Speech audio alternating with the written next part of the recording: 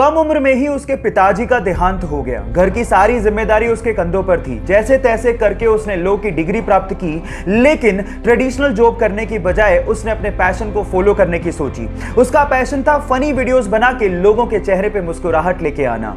उसने social media पर बिना वल्गैरिटी की साफ सुथरी वीडियोस को अपलोड करना शुरू किया, लेकिन इनिशियल कमेंट्स में उसकी वीडियो को लोग देहाती और गवार कह के कमेंट किया करते थे। लेकिन उसने लोगों के कमेंट्स की परवाह नहीं की, वीडियो सोशल मीडिया पे अपलोड करते रहा और देखते ही देखते 15 मिलियन सब्सक्राइबर वाला इंडिविजुअल यूट्यूब स्टार बन गया।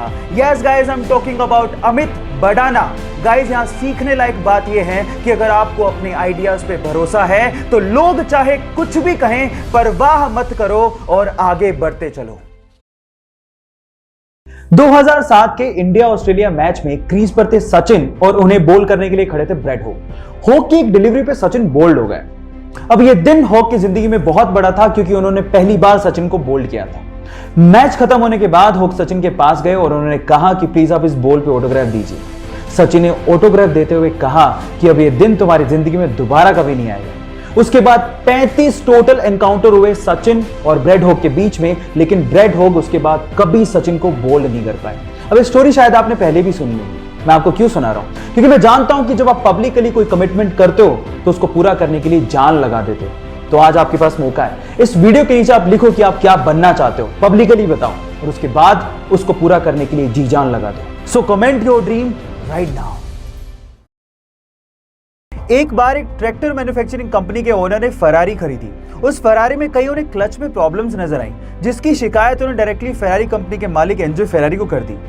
एंजो फेरारी से खफा होकर इस बंदे को इंसल्ट करते हुए कहा कि तुम सिर्फ ट्रैक्टर चलाने लायक हो, ये फेरारी तुम्हारे बस की बात नहीं है। इस इंसल्ट को अपना मोटिवेशन बना के उस बंदे ने फेरारी को टक्कर देने के लिए एक कार मैन्युफैक्चरिंग कंपनी बनाई और वो कार मैन्युफैक्चरिंग कंपनी आज के समय वर्ल्ड की सबसे ज्यादा लग्जरियस कार मैन्युफैक्चरिंग कंपनीज में शुमार है। Yes, I am talking about Lamborghini और फाउंडर का नाम था फेरुशियो लैम्बोर्गिनी।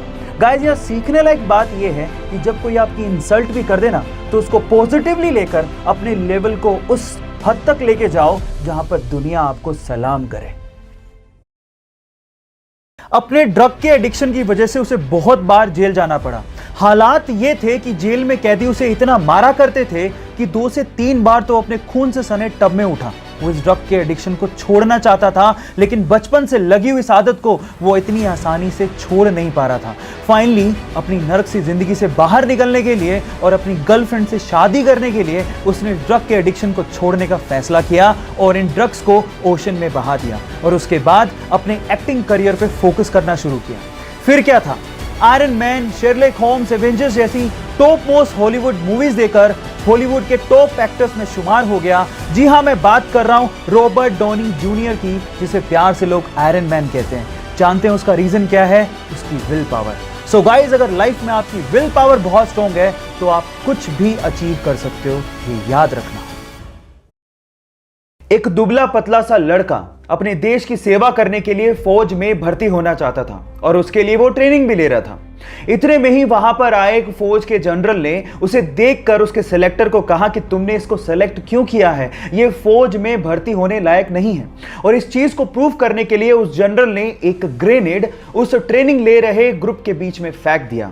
लेकिन मजे की बात यह हुई कि जहां पर उस ग्रेनेड को देखने के बाद सारे लड़के दूर भाग गए, वहीं वो दुबला पतला लड़का उस ग्रेनेड के ऊपर कूद गया और सब लोगों को दूर हटने को कहने लगा। हालांकि वो ग्रेनेड नकली था, लेकिन इस घटना को देख के उस जनरल को समझ में आ गया था कि कद काठी होने से कुछ नहीं होता, साहस यानी कि जिगरा जिसके पास होता है, महान वही बनता है। आप लोगों का इसके बारे में क्या कहना है? चैट सेक्शन में लिखना मत भूलिएगा।